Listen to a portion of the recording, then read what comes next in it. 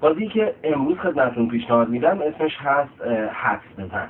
این بازی به این ترتیب انجام میشه که ما یک گونی برنج رو برمی‌داریم، 20 تا شی مختلف و اندازه و جنس مختلف رو در داخل اون میریزیم و فرزند ما بدون نگاه کردن به داخل گونی، فقط از طریق لمس کردن با دست خودش باید عرض کنم خدمت شما که حدس بزنه که داخل گونی چه اشیایی وجود داره و بعد در نهایت اون اشیا رو که حدس زد بیرون میاریم تا ببینیم درست گفته یا خیر. این بازی در کنار این که میتونه لحظات قشنگی رو برای بچه‌ها ایجاد بکنه، میتونه کمک بکنه به تصویرسازی ذهنی و بالا بردن در واقع قوه خلاقیت و البته رو هوش‌های مختلف هم تاثیر بسزایی خواهد گذاشت. شاد باشید یا علی.